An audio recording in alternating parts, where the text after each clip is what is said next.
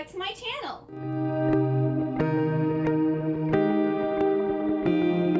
So today I'm going to be doing my June and July reading wrap up. I'm behind because I was like, oh yeah, I need to, film my June wrap up, and I was like, no, I don't want to. And then it was almost the end of July, and I was like, you know what, I'm just going to combine them together. I do have a lot of books to talk about, but some of them I already talked about in vlogs, so I won't go as in depth into those. And I also have a lot of hyped popular books that have come out recently that everyone's been talking about that I read. Some I agree with the hype, and some I don't understand the hype. But let's go over everything. We're going to start with June. So I have my little reader tracker here with all my stats and everything. So June was not that great of a month for reading. I only read 12 books. Which for a lot of people, that's still a lot, but for me, that's a very small amount. And I also don't think I read, I didn't read any manga. I read one manhwa in June. The total number of pages I read was 4,520, and I usually read around 7,000-ish pages. I did one reread. I read a total of books from 6 different series. I read 6 standalone books. I owned 11 of the books, and I borrowed one of the books. My average star rating for June was 3.88. My most read format was hardcover. My most read genre was fantasy. And the longest read, and also my favorite read, my second favorite read. Well, I guess technically it has at the end to choose your top 3 favorite books for the month. So this was my longest read, and it was also one of my favorites, which is The Winter Garden by Alexandra Bell. This was also the June Happily Ever Afters book club pick. This was such a good book. If you like the Night Circus, or you like kind of magical realism, I think you'd really like this story. This is about 2 best friends. Beatrice actually one night wakes up and she goes to this winter garden and she sees this magical land. And then she is spending pretty much her whole life trying to find the winter garden again. And then her best friend, Rosa, has kind of made some poor choices in life based on who she married. And things have not gone the way she wants. Well, there is a competition announced to create a pleasure garden, and whoever creates the best pleasure garden will win their wish. Well, of course, Beatrice wants to see the winter garden again, and Rosa wants to fix something that happened based on the poor choices she made in life. And so they end up becoming almost like enemies, because they both feel like their wish is more important than the other person's, instead of their friendship type of thing. And it's just so beautifully written. This book is vibes. It was just so magical, and I loved it so much. I gave this book 4 stars. And then one of my other favorite books was the manhwa I read. So I read volume 2 of True Beauty, and this one I gave 5 stars. This is just such a really good series. It was originally a Webtoons comic. You can still read it on Webtoons, or you can buy physical copies in either hardcover or paperback. And this is about, I don't remember names, but the main girl character is in the first volume, is kind of plain and unpopular, and she's really insecure about her looks. So she learns how to use makeup to make herself look beautiful, and she ends up having 2 male love interests. So this is a love triangle story. Plus, not only that, it's coming of age, and it's got really nice artwork in it too, which I absolutely love. I absolutely love this series so much. I was so excited when this came out physically. And I will be collecting all of it in the beautiful hardcover editions. I also like how all of them have a character on the front with beautiful flowers in the background. I just love that aesthetic. And then my third favorite read, well, I have 2 copies of this book, but I for some reason did not put it on my red shelf. I already took it back to my parents' house. But that was Love Theoretically by Ali Hazelwood. This one I gave 4 stars. I like this one the least out of her full-length novels, because I believe I gave all of her novellas 4 stars apiece, and I gave The Love Hypothesis and Love on the Brain 5 stars. But this one I gave 4 stars. I don't know, I just couldn't connect to it as much as I did, and I don't feel like I laughed as much. I didn't think it was as funny. But we have our main girl character, who's a twihard, and she has a degree in physics. I think she's she's a theoretical physicist, and she is currently working as an adjunct professor at like multiple universities. And she does this, it's like where guys can hire girls to pretend to be their girlfriends or dates or something so they don't go alone, but it's not like a physical, like she's not, a prostitute. She just goes on dates and pretends to be a guy's girlfriend. Even with all this, she's still really struggling to make money. Well, there's this opening at this university for a theoretical physicist position, and so she wants to apply for it. Well, the caveat is that her main client that she pretends to be a girlfriend for, his older brother, she thinks doesn't like her.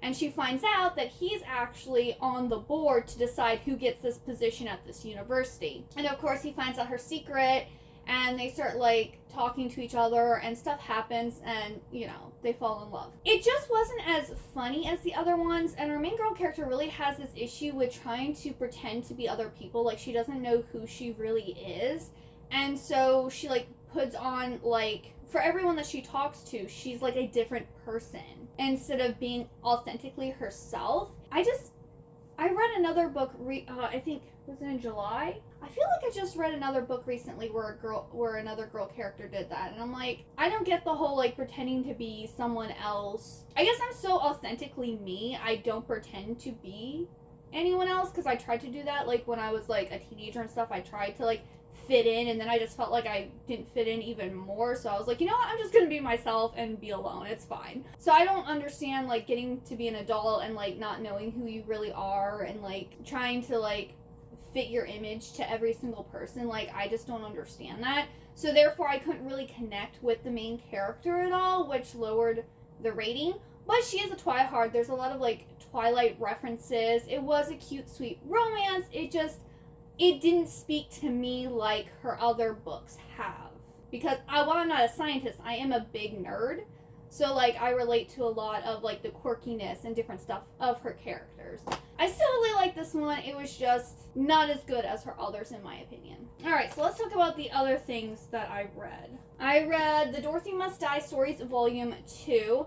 This is from the Dorothy Must Die trilogy. No, it's a quartet. There's 4 books. Danielle Page wrote a whole bunch of novellas for this series and, like, bound them all up. So this one was interesting. I gave it 4 stars. I actually liked, I don't know, these are like good, succinct stories. This one has Heart of Tin, The Straw King, and Ruler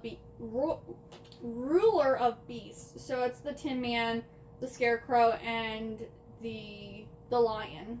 It's all short stories about each one of them, and, like, I guess, like, their relationship with Dorothy, and how, about when Dorothy came back and kind of took over Oz, like, their roles in becoming her minions or whatever. So I thought this one was really good. Then I read Lessons in Chemistry. I gave this one 4 stars. This was really good. I ended up just reading this because, like, everyone's been talking about it and hyping it up. It was on Libby. It was available to read. So I was like, you know what? I'll give it a try and I'll read it. And I actually thoroughly enjoyed it. We have this female scientist who, I think this is taking place in the 50s or the 60s, back when women were more oppressed. And she isn't getting the recognition that she deserves in her field. Like, a lot of people think she's a secretary, or they think she's not as smart, or, she's not getting paid as well. She's not getting promoted because she's a woman. Not only that, there is, towards the beginning, kind of a violent rape scene. So beware of that if that is a trigger. Because when she is in university, one night her professor, rapes her. So she also has that whole thing, like, even when she was working to become a scientist, like, not being respected for who she is and being taken advantage of. And, like, the whole scene that happens after that was also very upsetting, and, like, I couldn't believe that that's how, like, police officers actually would, like, act in a situation like that. Like, I was appalled. So this is kind of, like, eye-opening to see, like, how misogynistic, like, some men could be, especially back in, like, the 1950s and 60s, and how this still happens nowadays, which is really upsetting. But she ends up overcoming that, and she meets this male scientist and they end up in a relationship, and she has a daughter, and things happen. Now she's a single mother, and she's trying to figure out how to make ends meet, and she is being, like, I don't want to say bullied at work, but like the guy in charge of her is not taking her seriously. So she ends up getting this job on like this cooking show, but she wants to do the cooking show her way and like empower women and show them that they can be smart and intellectual. And so she's like using science to teach, you know, like teaching science classes as she's also cooking meals for like the women at home to make.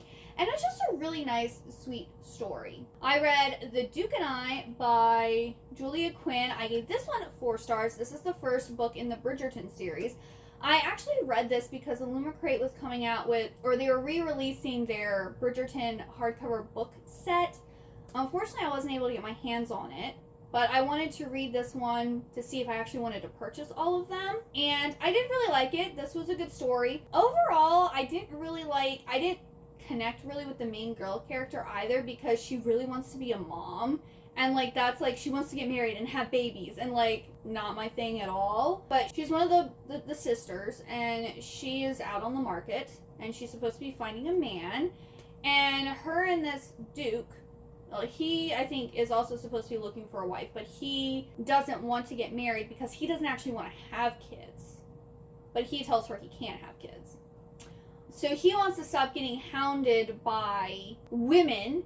And she wants to get noticed more. So they decide to fake date so that she can get more suitors and he can be left alone.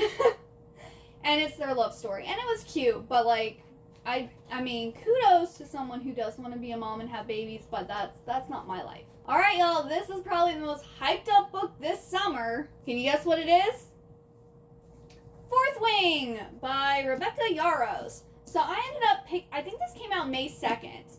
And this was on the shelf like back in April in Barnes & Noble, and I wasn't going to get it, but then I saw these sprayed edges. I was like, okay, I'm going to have to pick it up.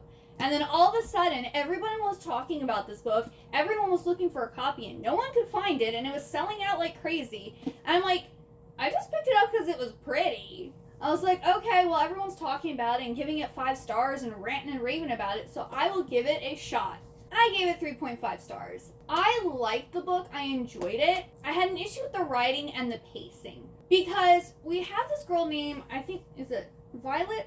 Yeah, Violet. We have Violet, and she is the youngest daughter of this general in this fantasy world. Her dad was a scribe, and so she has been trained her whole life to be a scribe. And while her mom goes, oh, no. Your father's gone and her father died. So your father's dead and gone, and he has no say anymore. You're going to become a dragon rider, whether you like it or not. You either become a dragon rider, or, I don't know, it almost sounded like her mom was going to kill her. Like, okay, that's like, why? That, first off, like, why would you tell your daughter that she has to be a dragon rider, or you're basically going to kill her? Like, not give her a choice in her life. And it was fine when the dad was alive, but now the dad's not alive. That right there was just really weird. To get into this dragon war college, they have to go over this parapet thing. Well, in this world, there are the children of these people who like rebelled against the government, and so all those kids have been forced into this war college. I guess the main guy like sees Violet and is instantly mean to her, and so she thinks that he's out to kill her, because in this war college, even though you're training to defend your country, and everyone there except for these rebellion kids are there willingly, you don't know who or when someone can murder you, because there's only so many dragons, and you either, survive and get a dragon, or you die. And there also are some people who survive and don't get a dragon and they can have another chance, but like the whole story just kind of didn't really make much sense. And then I'd be like, oh, there'd be like this really great scene. I'm like, oh, okay, I'm getting excited. Okay, I think this is gonna get good. And then I got bored. And then there'd be a great scene. And then I got bored. Like, I didn't feel like the pacing of the story was fast-paced enough. Like, there were some really great scenes. I did like the romance in this, even though it was very predictable. But it went from being like exciting to boring. Exciting to boring. So it didn't keep me engaged the whole time. It did take, I mean, I still think I read in like 4 days, but normally I'd probably read this in like 2 days. I also don't understand why Violet was so special. Like, she keeps on getting like special treatment, which she does have a chronic illness, but it's not like she's used, like, she doesn't complain about it. She's actually trying to hide it because she doesn't want to be seen as weak, but yet she keeps on getting special treatment by different people or creatures or whatever, and it just, like, why is she so special? There are instances where she does win competitions and things because of her smarts from being a scribe, and that makes 100% sense. Or 100%, it 100% makes sense that she would have an advantage because she is very intelligent, because she did train to be a scribe. And not only that, but her mom is also a general, so she also has information and knowledge of different things, like the location of different things and whatnot, to prevail in like classes and competitions and stuff like that. So that made complete sense. Like, she's a very smart girl. But other than that, she gets other special treatment, and she like automatically has a nemesis that's like out to kill her, and he's like very like, I don't know, he's not like believably evil, if that makes sense. It was like he was almost just thrown into the story to be a nemesis.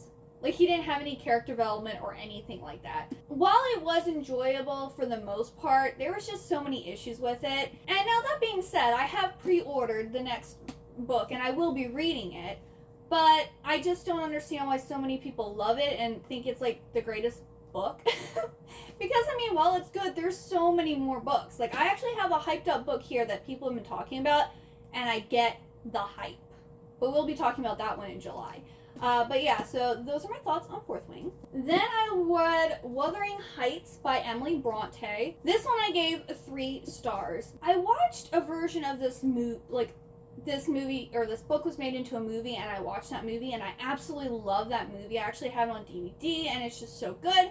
But the book was not as enjoyable. Like, it was interesting, and I liked different parts about it, but like overall, it's kind of about this guy who gets adopted by this family and is treated poorly by the, like, eldest brother. And then he kind of gets, like, revenge on the family. But, so it's almost like Monte Cristo, but Monte Cristo was better.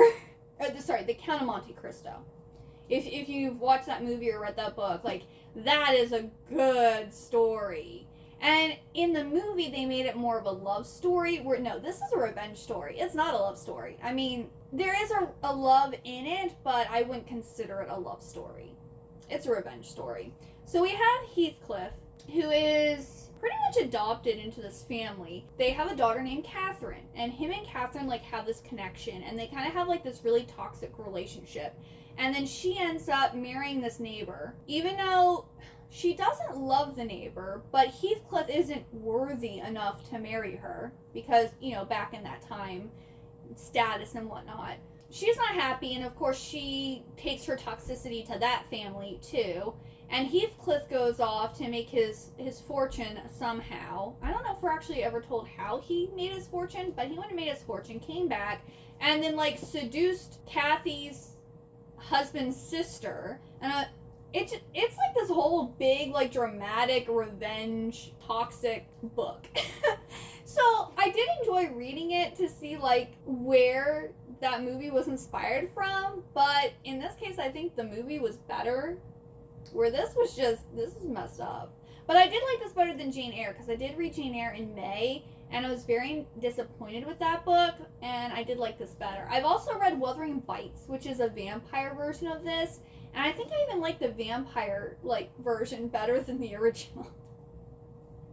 So yeah, I read this. It's another classic off my list. Then I was disappointed by this book because I bought this book because I thought it had vampires in it. There's no vampires in it at all. It has witches. I saw it on Google, and I found it on Book Depository back before they closed. And that's with Fire in the Blood by Kat Delacourt.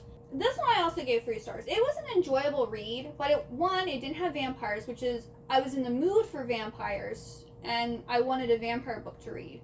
And 2, the setting for this makes no sense at all, because it's set in modern day, but they're in, like, this secluded, like, town or city in Italy that basically has its own government and does its own thing. In this town, they have these things called saints, which are witches, and the current person in charge is trying to make sure that the witches don't come back and take over. So they like do blood tests to make sure you're not a witch. And if you are a witch, you get burned at the stake.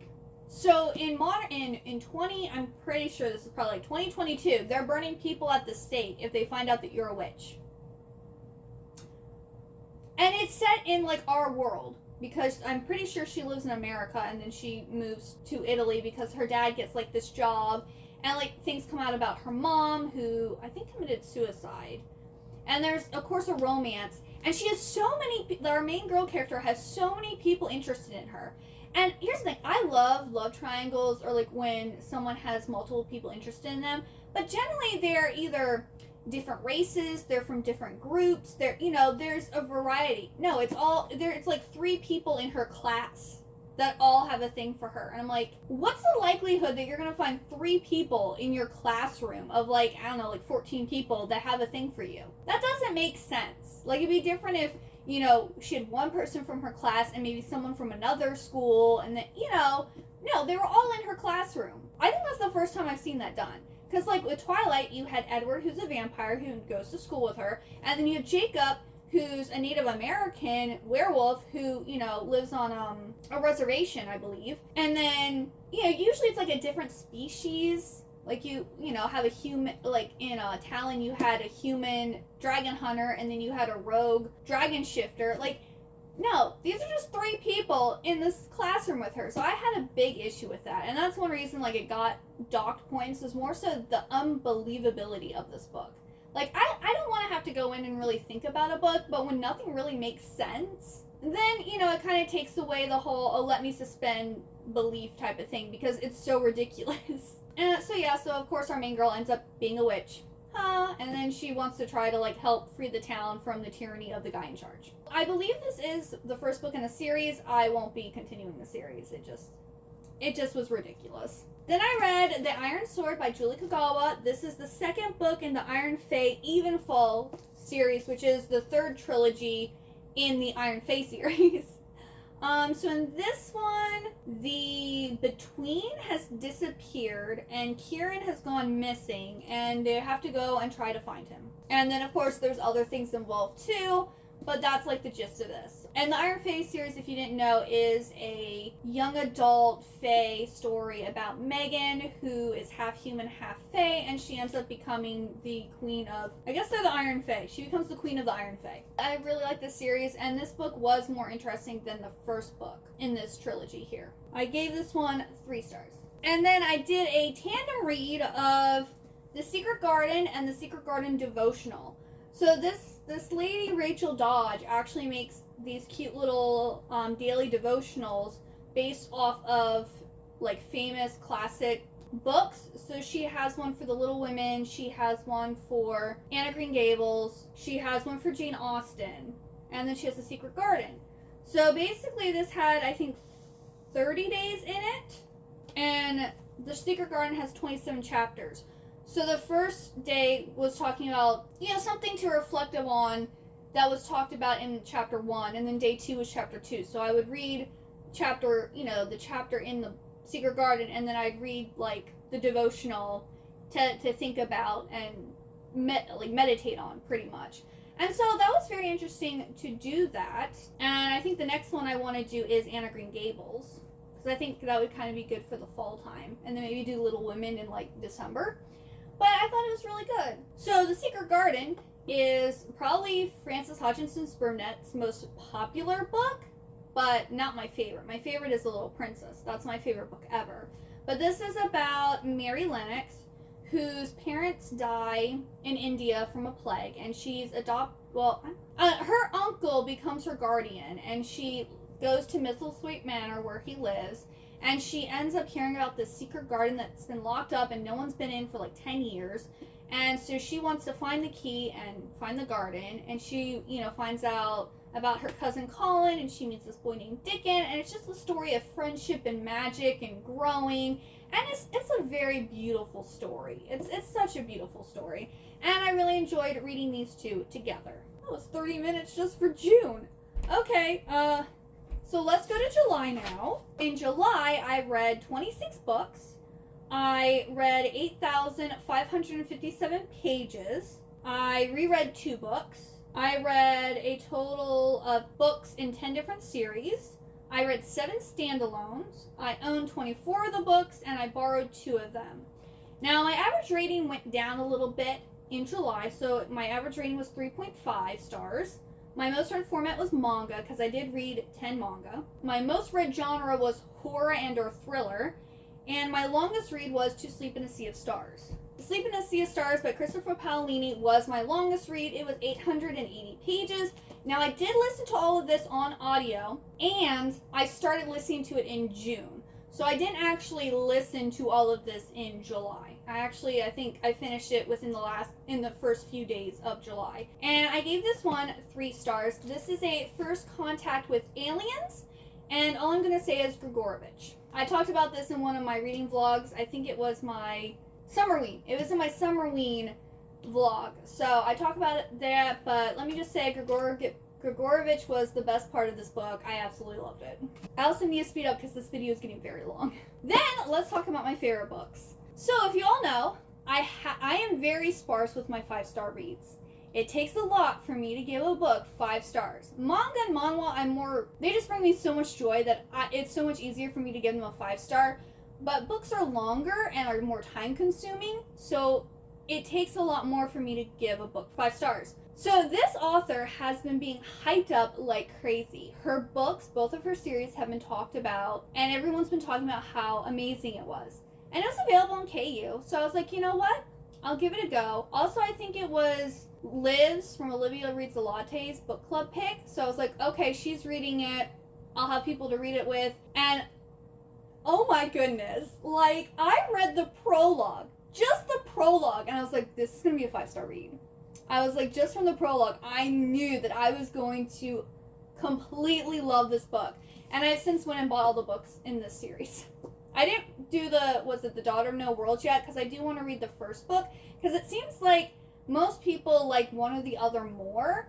So I don't want to go and buy every single book that she's written before I try it out, especially since they're free to read on Kindle Unlimited. But this is The Serpent and the Wings of Night by Carissa Broadbent. This is so good. So we have Oriya, who is the human daughter of the Vampire King. And she has been training to enter this competition called the Kajari, because there's this thing that she can wish for that will make her as strong as a vampire, but it will not make her a vampire, and so she wants to wish for this thing. Well, this is a very dangerous competition, and she is the only human entering. Everyone else is vampires. And she ends up teaming up with this vampire named Rain, and of course they have this romantic relationship in it. And it was so exciting. Her writing, I don't know, I love her writing style. I was eating this up. I did not want to stop reading it. It was so exciting. Of course, I normally love, if a vampire is in a book, I will more than likely give it at least a 4-star, more than likely. But this was just so good. I wasn't bored in any part of this, and I cannot wait to read the next books. I'm just so excited. I understand the hype for this so much. It was so, so good. Yes, it's amazing. And look at this cover. Isn't that pretty? Such a pretty cover. I also heard that this book is now being traditionally published, because Barnes & Noble, you can only pre-order this for December. Because I went and bought all the other books on Barnes & Noble, and then they didn't have the first book, so I was like, and then they had 6 left on Amazon, so I was like, I'm gonna snap this up real quick so that all my books match. But yes, if you like vampires and competitions, romantasy, this is so good. So good. I love it so much. So yes, highly recommend this book. Then another one of my favorites for this month was Legend by Marie Lu. This was actually a reread. When I originally read this, I gave it 4 stars. When I reread it, I gave it 5 stars. I don't know for whatever reason, I thought this was amazing. I don't remember loving it as much the first time around, but this time I was just like, yes, yes, yes. Now, I didn't love it as much as The Serpents in the Wing of Night. Like, I didn't read the first chapter and go, oh yeah, I know this is going to be a 5-star. But by the end of the book, I was like, wow, that was really good. That's one of the best books I've read this year. So yeah, I'm giving it 5 stars. But we have Day and June. June is this dystopian government's, like, darling. She got, like, the highest highest score on, like, this test that determines, like, what your job is and, like, what basically your position in life is going to be. And then we have Day, who failed. And June is under the impression that Day has killed her brother, and so she goes undercover to try to find him because he is the most wanted criminal. And of course they meet and things happen, and they realize that the government lied to them and what they've been told is false. It's a dystopian novel. It's your traditional dystopian novel, but it was so readable and so enjoyable, and I really like the characters. So yes, I love this. I can't wait to read the rest of the series.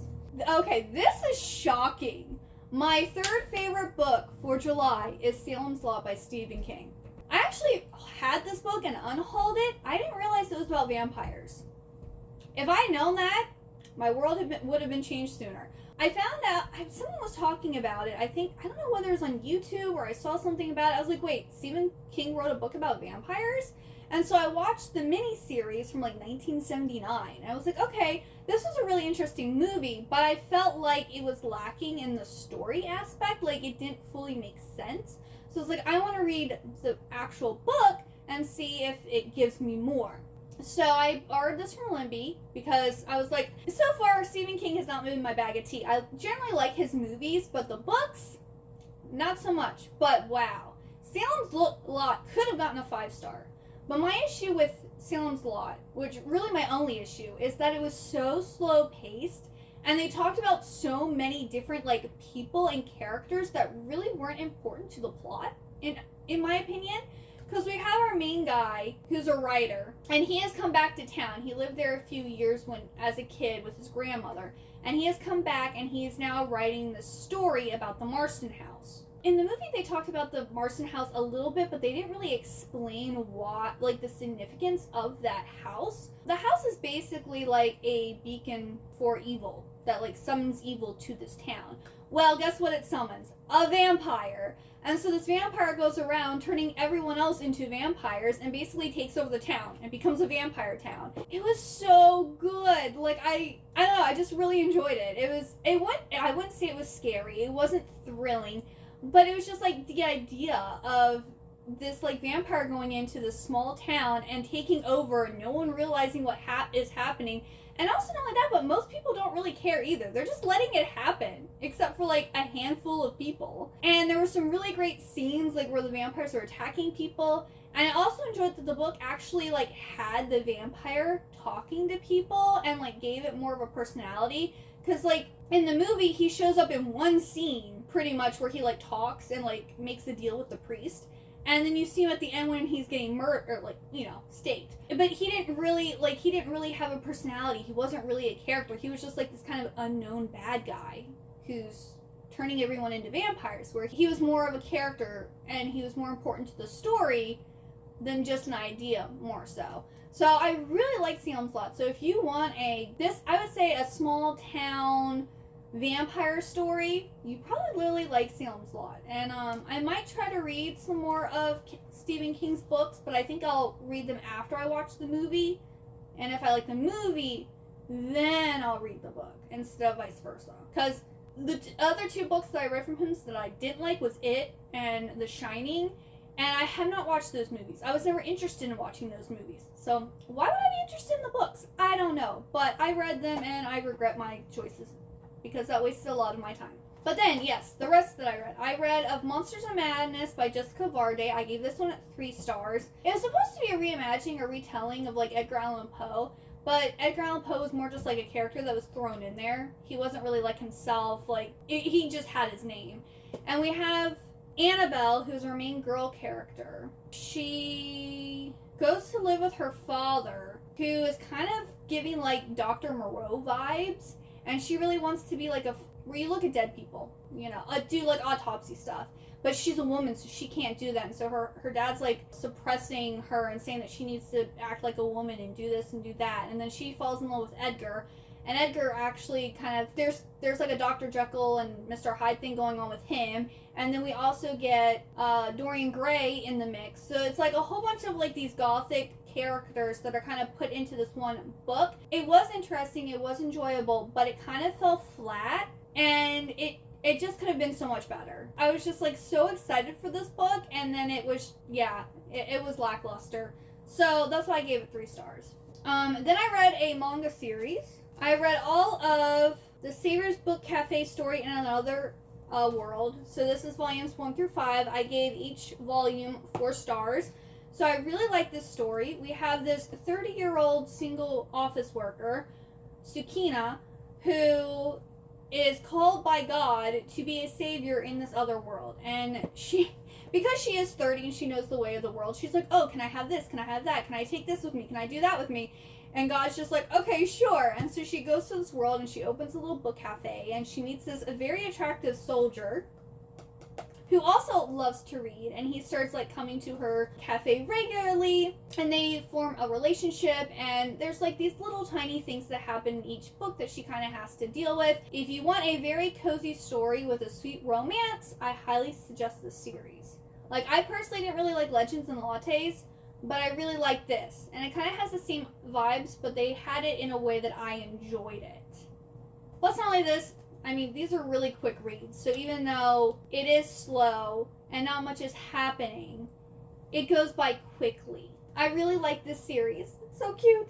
Then my husband and I buddy read Snow Crash by Neil Stephenson. I have a dedicated book discussion video about this. It's basically a cyberpunk dystopian story that was written back in 1991 about these 2 people who are trying to stop this guy from taking over the world with this drug called Snow Crash. And I gave this one 2.5 stars. My husband gave it 4 stars. I gave it 2.5 stars.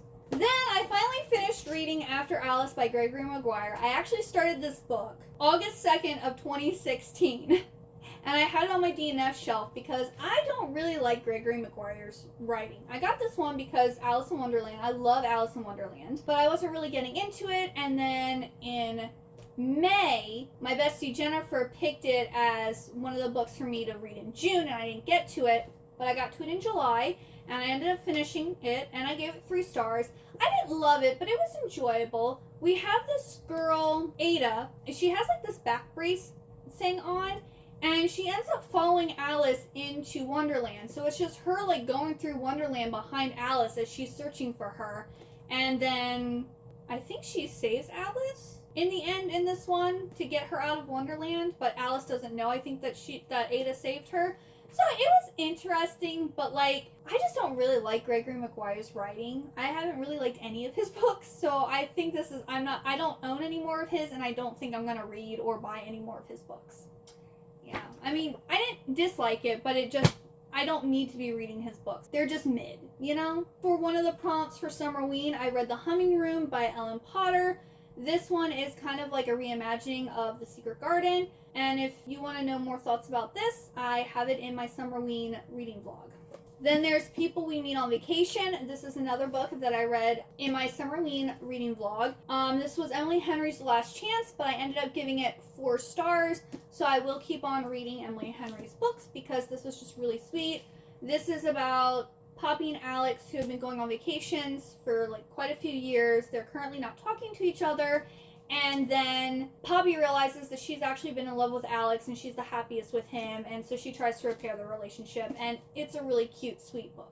I also read A Good Girl's Guide to Murder in the Summerween vlog. This one I gave 4 stars. I really enjoyed it. This one is about Pippa, who is trying to prove that this guy, Sal, didn't kill his girlfriend. And she's like doing it for a school project. It was very exciting. It's shocking how many people had like a motive to kill this girl, Andy, and that Andy also wasn't a nice person. I think if you like Pretty Little Liars, you'd really like this series because it had very similar vibes to that. Then I also read Truly Devious by Maureen Johnson. This one I gave 3 stars. While it was enjoyable, I didn't like it because Stevie goes to Ellingham Academy to solve this kidnapping case from back when the school first opened. And, like, she doesn't really do much to try to solve it, and then one of the students gets killed in present time. And so she's, like, working on solving that case, but she doesn't really solve it either. And so, like, nothing's really resolved at the end of this first book. And it just wasn't that exciting. There's not, like, there's tons of different suspects where you're like, oh, who did it? And, like, suspecting everyone. So, like, it was an interesting read, and I will read the rest of the series. I also, like, own all of them on my Kindle. But it just was kind of lackluster compared to A Good Girl's Guide to Murder. Then I read another full manga series, Beauty and the Beast of Paradise Lost. I only read number 1 for the Summerween reading vlog. I wasn't able to get to all 5, but I ended up finishing them later in the month. And I gave each book in this series 3 stars. I almost want to say this is my least favorite of Kariyuki's. This is like a dark, gothic retelling of Beauty and the Beast. I mean, Beauty and the Beast is kind of like a gothic story, but this one's like really dark and has more like evil magic and different stuff. You also have these beautiful women who have had their face stolen, and so they're like almost like zombies going around trying to steal people's faces to, I guess, replace theirs. And we have, like, the beast actually looks like a demon. So it's, like, very dark. And our main girl, Belle, was locked up by her dad and told that she was hideous and that no one could look at her. And she ends up escaping and running into the beast and becomes the seamstress for him and helps break the curse. So, I mean, it was nice, but, like, I would say this is my least favorite of hers. I think it could have been done so much better. Then I read another really hyped series, which is Divine Rivals by Rebecca Ross. This is I want to say, it's a historical fantasy romance. It has, like, World War I vibes, and our characters actually do go to the, like, war front, and, like, there's bombings, and there's sirens going off, and people are dying, and I ended up giving this book 3 stars because I don't like realistic modern day warfare. Like, if there's bombs and guns and gas and all that, I don't want to read about it. I'm sorry. If I read a war story, I want it to have, like, martial arts and archery and, like, swords and stuff like that. I don't want, what's it called? Weapons of mass destruction. I don't want to read about that. I don't enjoy it. I find it disgusting. While I like the romance in this, I did not like the setting at all. And so I will continue to read this series because something happens at the end of this that's a cliffhanger, so I want to know what happens. But basically in this world, we have these gods that have awoken, and they've, like, summoned people to fight for them in their war. And our main girl character, Iris, her older brother was summoned by this female goddess to go to war for her, and she hasn't heard from him. She doesn't know what happened to him. And she's been typing on her grandmother's typewriter letters to him, and she puts them under the door of her wardrobe and they disappear, and she doesn't know what happens to them. And all of a sudden one day she gets a letter back saying, you know, this isn't your brother, and she starts communicating with this person. Well, she has this rival at work, Roman, and they're both trying to become a columnist. He's, like, from a wealthy family, and she's, you know, poor. Her mom's an alcoholic. Her brother's away. Like, she has a really hard life, so she really needs this position. Oh, well, things happen, and she ends up going and actually becoming a reporter for what's happening on the front lines, and that's how she ends up there. And she's still communicating with this person that she doesn't know. Of course, it's Roman. Roman is, we the reader know right off the bat that it's Roman. She just doesn't. And it's kind of like their romance story. So it's cute. I just didn't like the setting.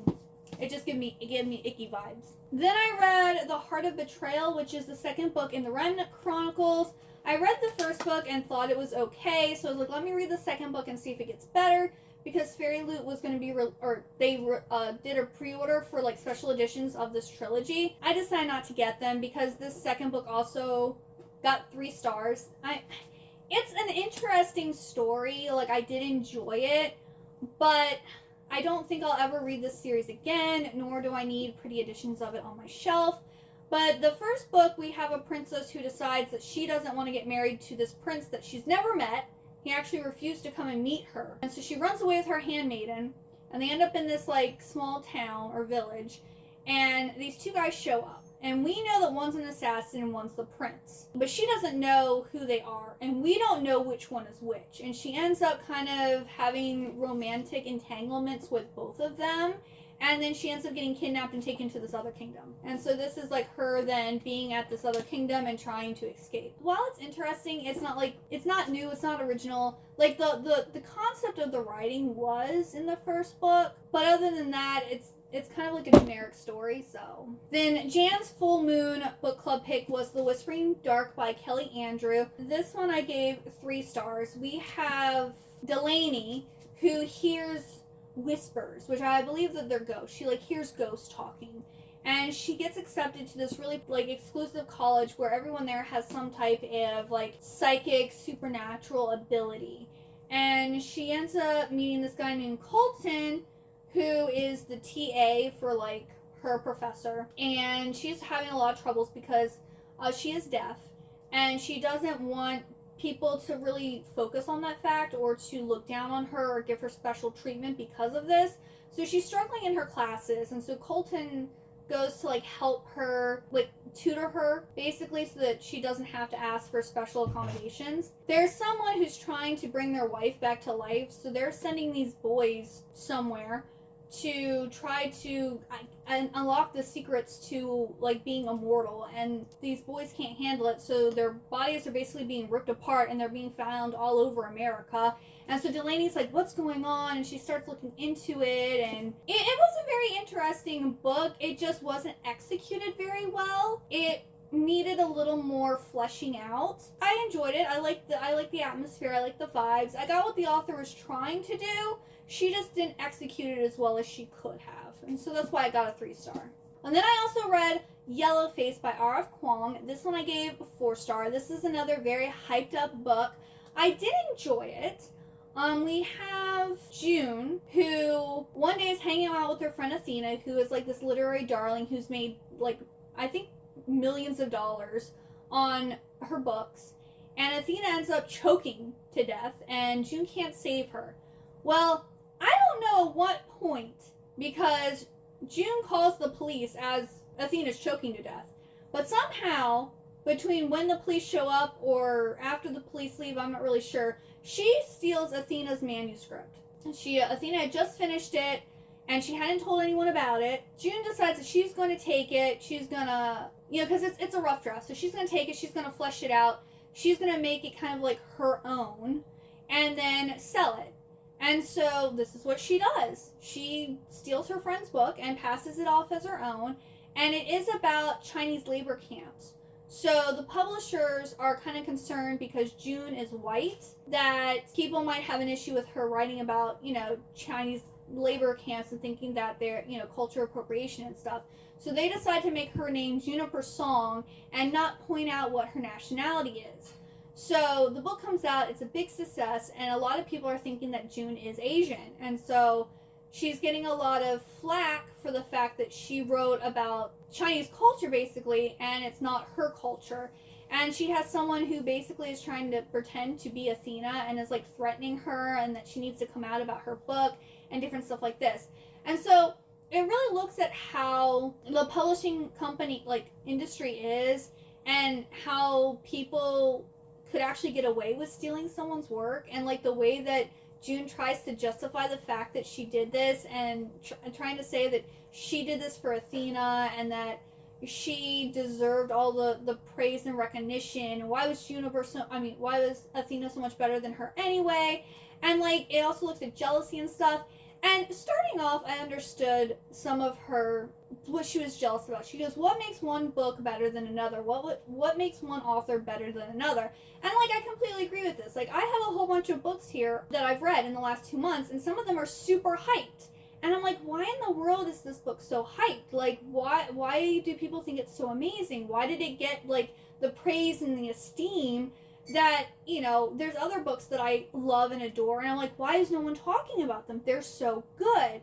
So it is kind of, if you are an author and you do write as well, and your concept are as good or better than someone else's, why is it that some people like blow up. Like, I know a lot of people complain that like the Goodreads Choice Awards are rigged, and like people will vote for books that they haven't even read just because they've heard about them and they're popular. It's almost like the published industry sets up certain people for success and forgets about other people. Because like, I love Julie Kagawa, and like, she got some hype, originally came out with the Iron Face series, but other than that, no one ever talks about her, hypes her up, and I love every single book pretty much that she's written. I haven't finished reading the trilogy, so it might get better, but The Shadow of the Fox, I read the first book, and I mean, it wasn't bad, but I didn't love it. But like, all of her other books, I've thoroughly loved and given like 5 stars to, and they're some of my favorite series ever, and yet she doesn't get the recognition that, say, R.F. Kuang does. And I'm not saying that obviously I've read R.F. Kuang too, like I've read Babel and Yellowface. I don't want to read the popular because I heard it's very violent, and it's, you know, and they're both Asian authors. Yeah, they're both, Julie Kagawa I think is Japanese, and R.F. Kuang is Chinese? Because she writes about Chinese Americans. So yeah, she must be Chinese. So they're, you know, they're both Asians, but why is it that one person is like so popular, has all these special editions of her books and everyone talks about, and then this other author doesn't get the same recognition? It is like, so I can understand June's jealousy in that respect. And also, like, there's sometimes where I'll be like, why is this booktuber so popular and then this one's not? Why is this one doing so, when they're basically doing the exact same thing, or they're very similar to each other? Like, why is it that one person is doing so much better than the other person? I related to her in that. I'm like, yeah, it doesn't make sense. Like, why? I understand her, like, jealousy in the book to a certain extent. She makes a lot of, like, racist comments, and she does a lot of bad rationalizing that she shouldn't have. So it's a very, very interesting read. And then the last book I read, which was a reread, is Enshadowed by Kelly Kriog. This is the second book in the Nevermore series. This one I originally gave 4 stars, and I gave it a 4 stars again. And this is basically, I want to say it's like, it's not a retelling or reimagining, but it's based on Edgar Allan Poe and like his death, and almost like a theory for how he died and what happened. But it's set in, I guess it was like in around the 2010s era. And we have Isabel, who's a cheerleader, and she gets set up in like English class to partner with Varen, who is a goth guy, and they have to work on a presentation together, and he decides that they're going to do Edgar Allan Poe, and they kind of get wrapped up in this whole like supernatural dream world conundrum type thing. And then we're also learning about like the theory of how Edgar Allan Poe actually died, and it's just such a good YA series. There's one more book that I hope to read, I guess in September, because I'm not going to have time in August to read it. But yeah, this is such a great series. If you love Edgar Allan Poe or like dark fantasy or like YA gothic stories, I think you'd really like this book. So yeah, that is everything. This video is so freaking long. If you made it to the end, congrats. Thank you so much for watching. If you did get all the way to the end, please leave me a bird emoji, preferably a black bird, if there is one. And let me know what was your favorite book that you read in June, and what was your favorite book that you read in July? Have you read any of the super hyped up books recently? You know, which ones did you actually think deserve the hype, and which ones do you think you don't understand, like why people are hyping it up so much? I hope you have a wonderful, good day or night, and I hope to see you next time. Bye-bye!